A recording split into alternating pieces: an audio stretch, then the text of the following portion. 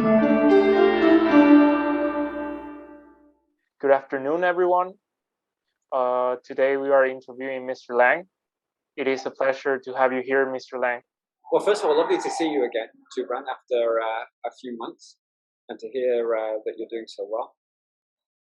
We are going to talk about your second book. What were your main inspirations in writing this poem anthology? Difficult to say, really, is the answer to your question. I have written poetry in the past, on and off. My first collection probably was inspired by the experience of my father passing quite suddenly. This one, I think the lockdown had a lot to do with it. The first poems came around March time of that, if you remember, way back when it first happened. And perhaps there's something about being confined to your house that after a while encourages the brain to look outside. Perhaps there's something about the uniqueness of the emotions that we all went through, feelings of fear and worry. Perhaps there's other unique experiences, like, for example, having a Good Friday procession going past my house while we were all in lockdown, and then coming out of the house to see that. All of these things, I think the pandemic started it, and then it probably tapped into something else that was a little more internal for me, that perhaps you've sensed in some of the poems that has then come out afterwards. Of course, I agree. The pandemic has touched us all in different ways, and I'm glad you could use it to prepare your writing career and publish your second book. From all of the poems, was there one that you can say is your favorite, and if so, why? That's a really difficult question. Each one is like your baby at the time. You know, it's like when a parent is asked who's your favorite child, you don't want to answer that question.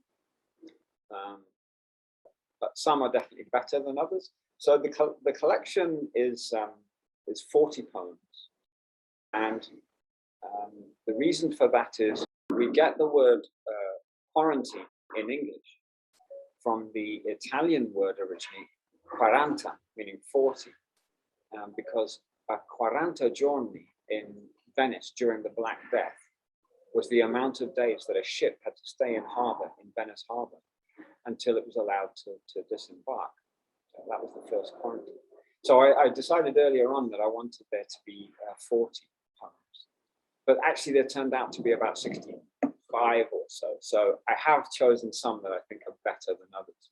And even within the 40, there are some I feel, in terms of the craftsmanship and how true they are to the ambition of the poem, are strong. So one that we're going to discuss a little later is called El Sonte. I think that's one of the better ones in the collection. But hopefully the quality is reasonably consistent throughout. I'm sure it will be. And what is your writing process like, Mr. Lang? Slow. And different each time. I try to be attuned to things, so when I'm in that writing mode, sometimes a word will occur a couple of times during a day, or an image will strike me, and it's just about being ready for that as a potential source of inspiration.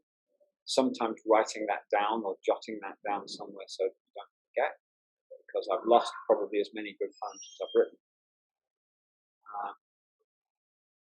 On other occasions, I can be quite purposeful. So there are a number of poems in the collection. For example, the poem Humility was occasioned by the anniversary of the death of St. Francis of Assisi. There's another that I wrote called Tilma, which was written on the day of the Feast of Our Lady of Guadalupe. So sometimes I will deliberately take a day, a moment, or an occasion and do some research on it, and I find that I'm I'm blown away by what I find, and that there's a poem in that. The process itself then is about, usually for me, putting down words.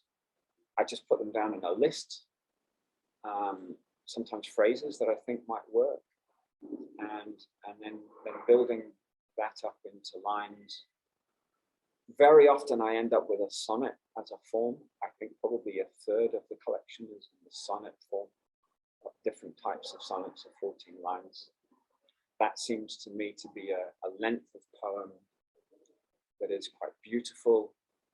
It's at once succinct, but gives you enough space to really explore a topic in some depth.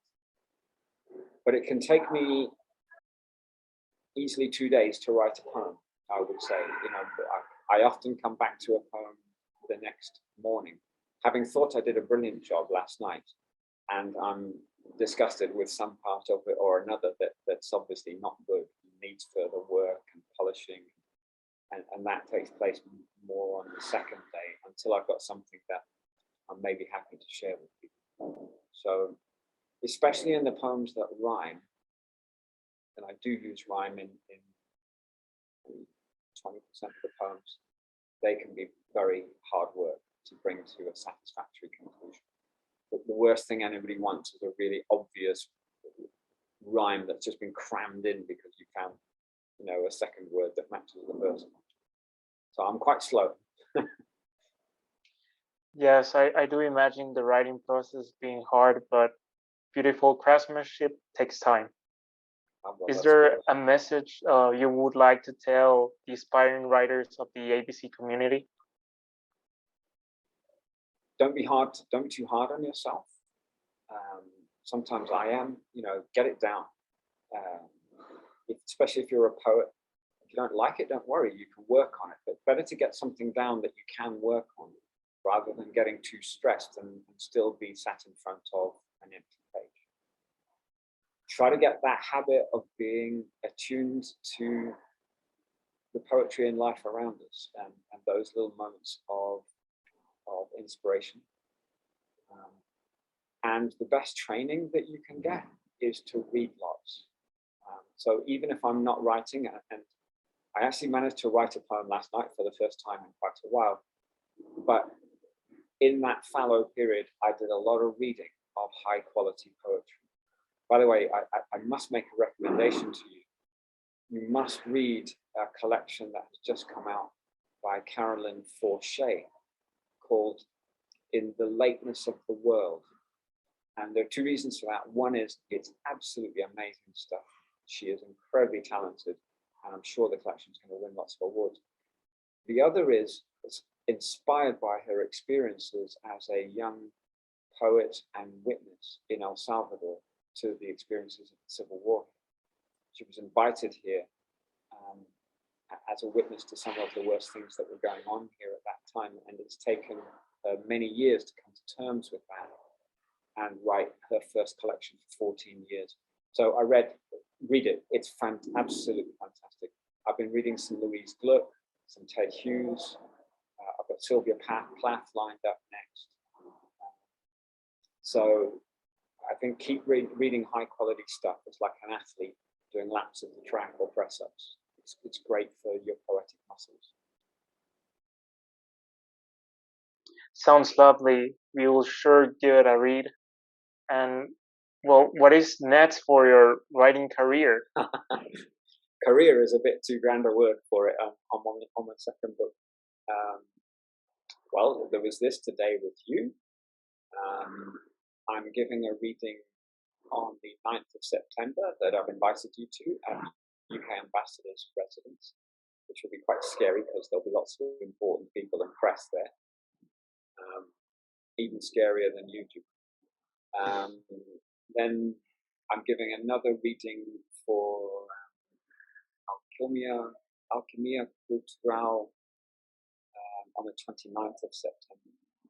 And yeah, just keep writing and maybe encouraging people to read this book and see if I can get it out to a wider audience somehow or other.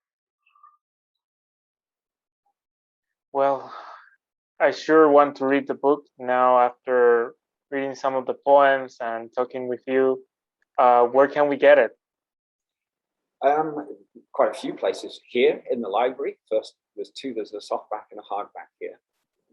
You can get it at Whitf and Stock, who are the publishers. So that's WIPF and Stock. You can just Google them, and you can get it on Amazon. And the great thing about getting it on Amazon, two things. It's on Kindle, so they're only charging like $2.50 for it, I think. But you can get the softback or the hardback.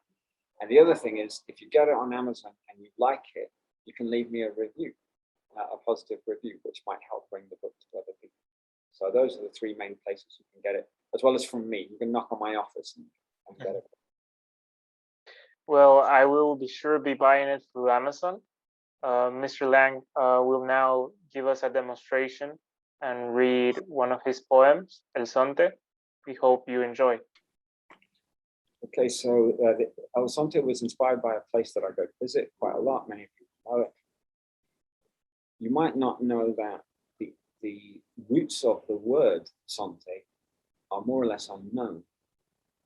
But one possibility is that it's derived from the same origins as the English word zenith, meaning the absolute apogee or height of something, which works really well for me. So it's quite a dark poem. Apologies for that, but and it's a sonnet. I hope you enjoy it. El Sonte. Swell and furl and moving breast, crash stinging, strict as salt and harsh, resound on gnarled black blasted rocks, shuddering the sand-shelled shore, this moon-bathed bluff, where pulses faint my febrile heart, my soul unbound in foundless and unfathomed, black swirling whirl of succubi, incubi, as I, their cambion, descend, my arms akimbo, head bowed limp, the viscous, unforgiving void, a failing wraith, my zenith. That was beautiful, Mr. Lang. Thank you for the interview. It's a pleasure to have you here, and we hope that many people can enjoy your book. Thanks, it was a lot of fun, Zubran. Take care of yourself. All the best, Mr. Lang.